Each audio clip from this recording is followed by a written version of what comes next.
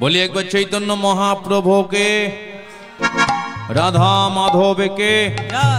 এদিকের হলোটা কি না, এদিক বলতে কোন দিক? কথায় আছে যে কারো পৌষ মাস আবার কারোর সর্বনাশ। সর্বনাশ। সব থেকে বেশি ক্ষতিটা কার হলো জানেন? সব থেকে বেশি ক্ষতিটা হলো যার গর্ভে আছে সেই 5 মাসের সন্তান একমাত্র প্রভাবতীর। প্রকৃত স্ত্রী কাকে বলা হয়? প্রকৃত স্ত্রী দেখবেন স্বামীটা যদি কোথাও কাজে যায়, স্বামীর যদি কোনো একটা দুর্ঘটনা ঘটে যায়, যে প্রকৃত স্ত্রী হয় সে ঠিক ঘরে বসে বুঝে নিতে পারে স্বামীটার কিছু হয়ে গেছে। তদ্রূপ আজকে স্বামীটার অপেক্ষা করতে করতে প্রতিটা দিন প্রভাবতী সকালবেলা দরজার সম্মুখে গিয়ে দাঁড়ায়, আর ওই দরজার সম্মুখে গিয়ে দাঁড়িয়ে শুধু রাস্তার দিকে তাকিয়ে থাকে কখন তার স্বামীটা ফিরবে। আজকেও সকালবেলা দাঁড়িয়েছে দরজার সম্মুখে, দেখতে পাচ্ছে তার স্বামীটা এখনো পর্যন্ত ফিরছে না। স্বামী আসবে এটা ভেবে প্রভাবতী সকাল থেকে আজকে দুপুর গড়িয়ে দিল। দুপুরবেলা তখনও তার স্বামীটা ফেরেনি, সন্ধে হয়ে গেল। আর ওই সন্ধ্যা বেলায় দরজার সম্মুখে তখনও দাঁড়িয়ে আছে তার দাস দাসীরা বলে হল, রানীমা সকাল থেকে আপনি কিছু খেলেন না, চলুন না কিছু খেয়ে নেবেন, চলুন। সন্না রে, আমার মনটা ভালো নেই, আমার মনটা ভালো নেই, তবে তোরা খেয়ে নে, তোরা খেয়ে নে। একটা কথা বলি শোন, রাজা মশাইয়ের জন্য না একটু পরে খাবার তুই চাপে দিয়ে রেখে দিবি। যেই বলে যে চাপা দিয়ে রেখে দিবি, রাজা মশাই আজকে ফিরবে কি না ফিরবে সেই জন্য আপনি খাবেন না, চলুন কিছু খেয়ে নেবেন, চলুন সরে জায়গান থেকে, বিরক্ত করবি না। সন্ধে হয়ে গেল, সন্ধে গড়িয়ে রাত্রির হলো। আর ওই রাতের বেলা দরজার মধ্যে খিল দিয়েছে, আর দরজার মধ্যে খিল দিয়ে যেই আজকে বিছানাতে শুতে যাবে না, বিছানাতে শুয়ে শুয়ে চিন্তা করছে স্বামীটা কি সত্যি আর ফিরবে না, সত্যি আর কি ফিরবে না। কিন্তু স্বামী যদি না আসে আজকে আমি যাব কোথায়? আজকে কোথায় গিয়ে ছেলেটার জন্ম দেব, তাকে কি খাওয়াবো, তাকে কি পড়াবো? চিন্তা করতে করতে গভীর রাত্রিরে প্রভাবতী কেমন ঘুমিয়ে গেছে। যেই আজকে ঘুমিয়ে পড়েছে, কিছুক্ষণ পরে প্রভাবতী শুনতে পেল কে যেন দরজার বাইরে দাঁড়িয়ে দাঁড়িয়ে ধাক্কা মেরে ডেকে উঠেছে, প্রভাবতী, প্রভাবতী দরজা খোলো, প্রভাবতী। যেই আওয়াজটা শুনতে পেয়েছে বিছানা থেকে ছুটে গিয়ে যেই দরজাখানা খুলেছে, দেখতে পাচ্ছে স্বামীটা দাঁড়িয়ে নেই, ক্ষত বিক্ষত অবস্থায় দরজার নিচে পড়ে গেছে। স্বামীর দেহটাকে তুলে নিয়ে বলে উঠল, স্বামী গো, তোমাকে কত করে বারণ করলাম যে তুমি আজকে যুদ্ধ করতে যেও না, আজকে তুমি আমার একটা কথাকে শুনলে না। আমার তো মনে হচ্ছে তোমার হাত ভেঙে গেছে, তোমার পা ভেঙে গেছে, তোমার গোটা শরীর থেকে ঝরঝর করে রক্ত ঝরে ঝরে পড়ে যাচ্ছে, অল্প কিছুক্ষণ পরে তুমি তো মনে হয় মরে যাবে।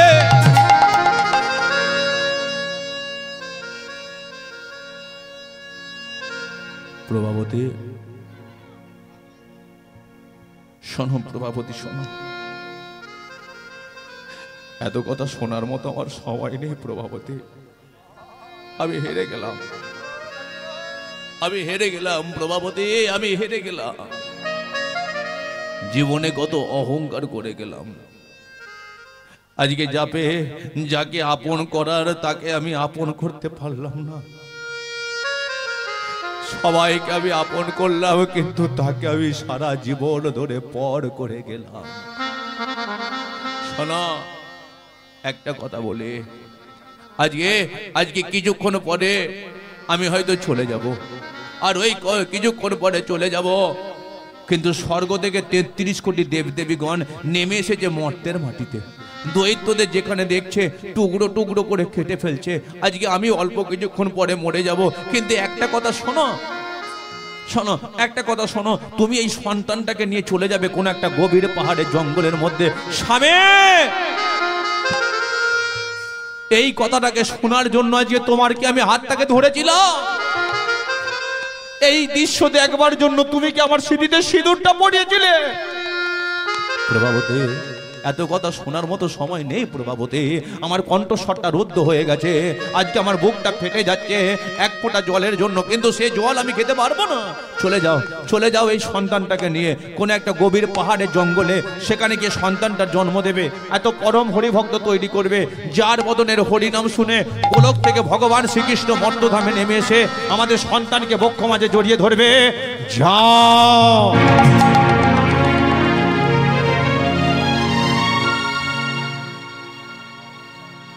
কি চেয়েছি আর কি যে পেলাম, আধারেতে ঢেকে গেল আমার জীবন,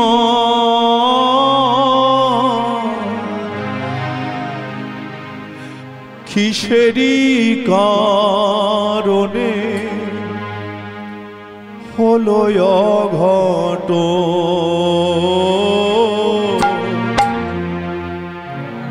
কি সাজে সাজালে ওগো নারায়ণ, কি সাজে জয় গৌর হরি ওগো নারায়ণ, কি সাজে সাজালে ওগো নারায়ণ, কি সাজে সাজালে ওগো নারায়ণ, আধারেতে ঢেকে গেল আমার জীবন, আধারেতে ঢেকে গেল আমার জীবন, আধারেতে ঢেকে গেল আমার জীবন,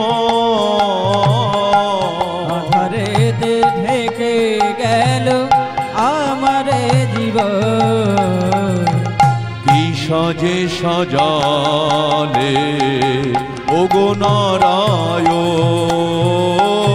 কি সাজে সাজালে ওগো নারায়ণ, কি সাজে সাজালে ওগো নারায়ণ, কি সাজে সাজালে ওগো নারায়ণ, ও দয়া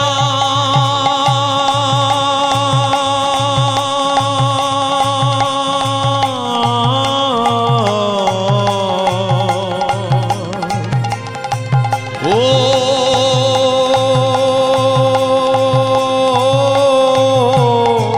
ও দয়া দয়াল রে হরি বল হরি বল।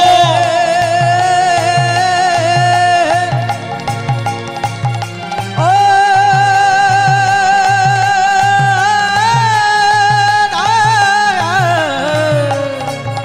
দয়াল রে ও দয়াল রে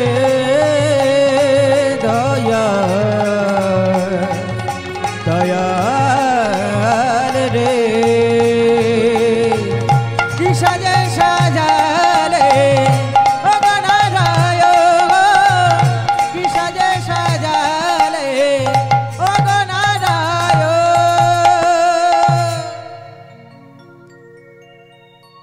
অল্প বয়সে কোন স্ত্রী যদি আজকে তার স্বামীকে হারায়, আজকে 1 বছর 2 বছর 3 বছর পরে যদি সেই স্ত্রীর স্বামীর কথা মনে পড়ে, বলো তো আজকে সেই স্ত্রী কি ঠিক থাকতে পারে? থাকতে পারে না। মনে পড়ে যায় যদি স্বামীটা থাকতো আজকে সংসারে পরিবারের কোনো মানুষের আজকে এইভাবে মুখ খেতে হতো না। সংসারে দিলেই ভালো, না দিলেই গন্ডগোল। আজকে মনে পড়ে যায় 3 বছর পরে স্বামীর কথা মনে পড়লে চোখের জলেতে সে কাঁদে। তদ্রূপ স্বামীটা আজকে চলে গেল, আর ওই চলে যাবার পরে প্রভাবতীর আজকে পাশেতে দাঁড়ানোর মতো কেউ নেই। তার গর্ভে সন্তান স্বামীটাকে আজকে দরজাতে নামিয়ে দিয়েছে, নিচে মাটিতে শুয়ে পড়ে আছে। স্বামীর চরণ দুখানা জড়িয়ে ধরে প্রণাম করছে।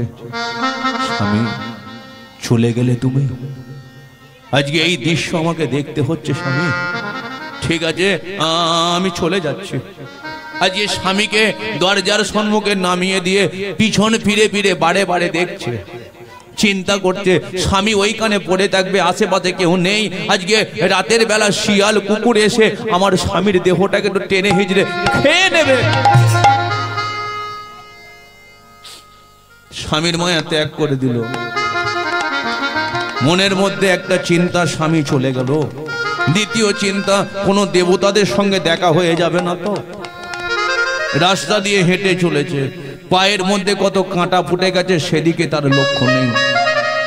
আজকে ওই উন্মাদিনী পাগলিনীর মতো আজকে হেঁটে হেঁটে চলে যাচ্ছে। আজকে ওই পায়ের মধ্যে কাঁটা ফুটে রক্ত ঝরে ঝরে পড়ে যাচ্ছে। আজকে ওই রাস্তার মধ্যে মাটিগুলো সব কাদা হয়ে যাচ্ছে, সেদিকে প্রভাবতীর লক্ষ্য নেই। গায়ের শাড়ির আঁচলটা কাঁটা গাছে লেগে ছিটতে ছিটতে কেমন ছোট হয়ে গেছে, সেদিকে লক্ষ্য নেই।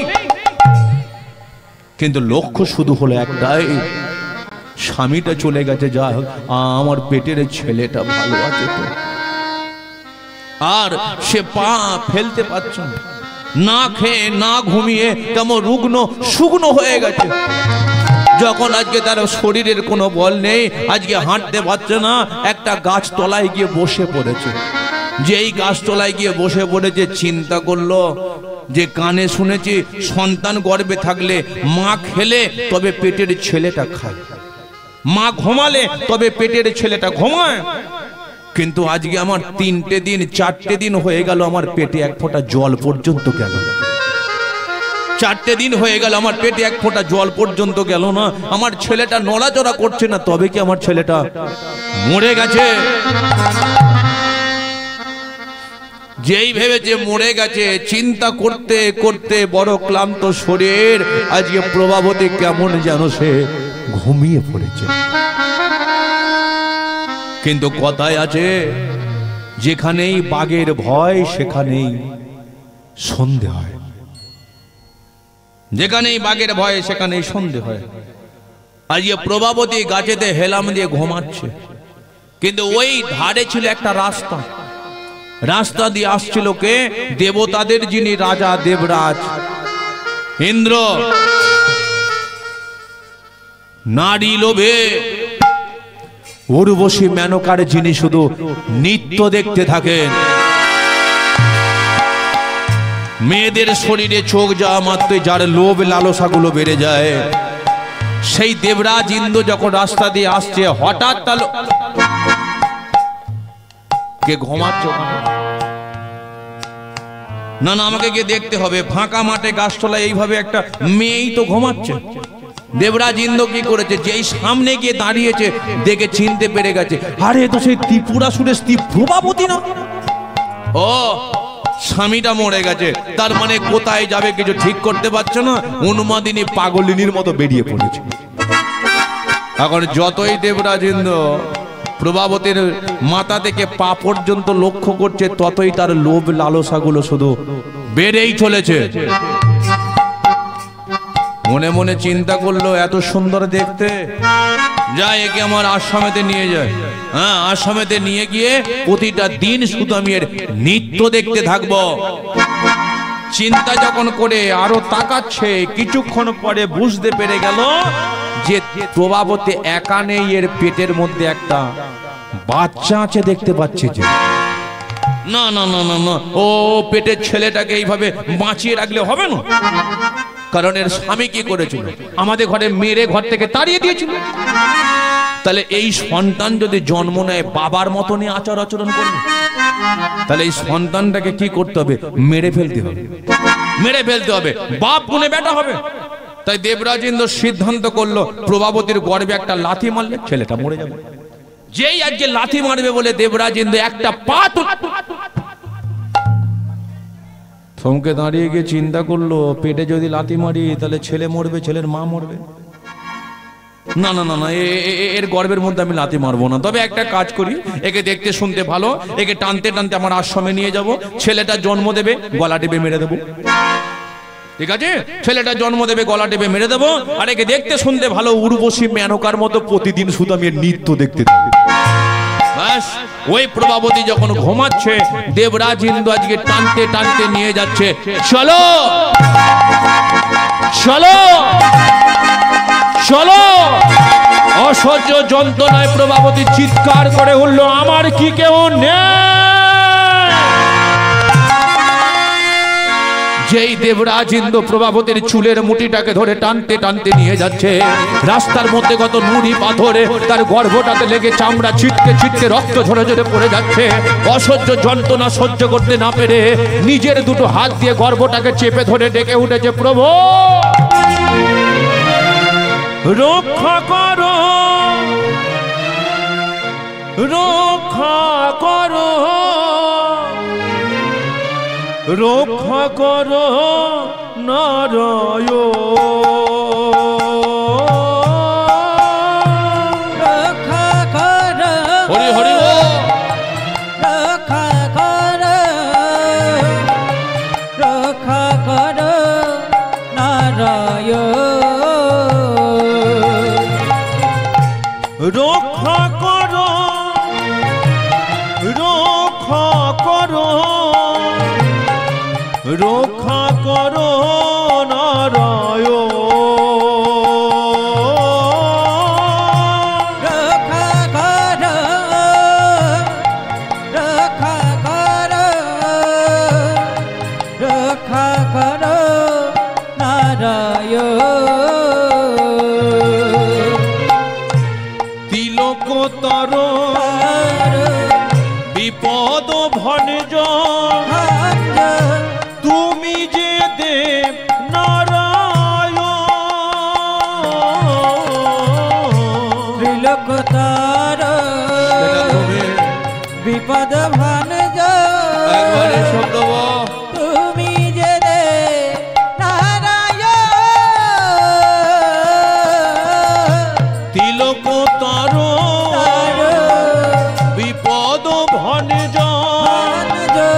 তুমি যে দেব নারায়ণ, ত্রিলোকতার বিপদ ভানজ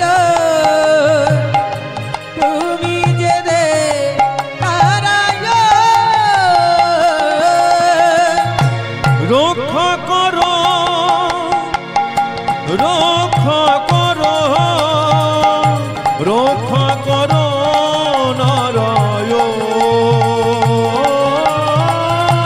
রক্ষা করো, রক্ষা করো, রক্ষা করো নারায়ণ, দেখা দাও,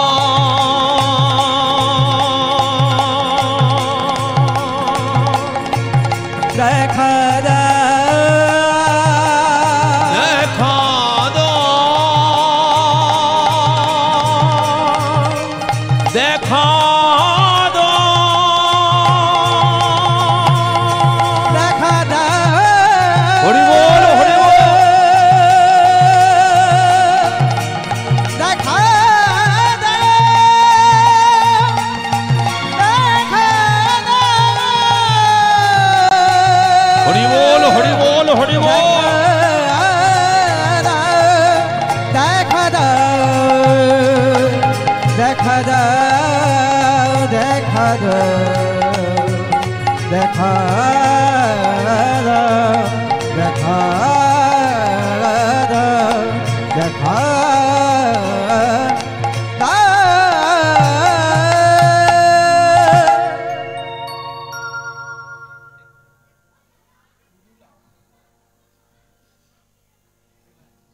জয় নিতাই।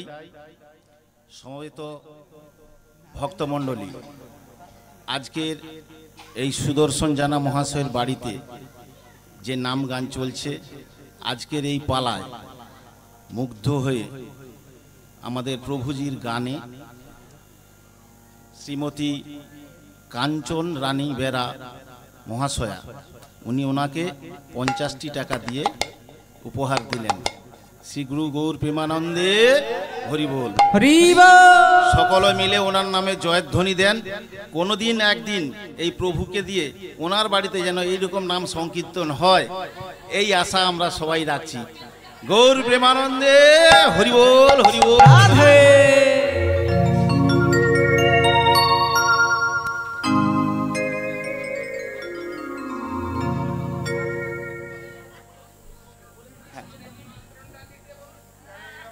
যদি কোনো ভক্তমণ্ডলী ভক্তিমতী মায়েরা প্রসাদ সেবা করতে বাকি থেকে থাকেন, আমাদের প্রসাদ সেবা চলছে, আপনারা গিয়ে প্রসাদ সেবা করে নেবেন।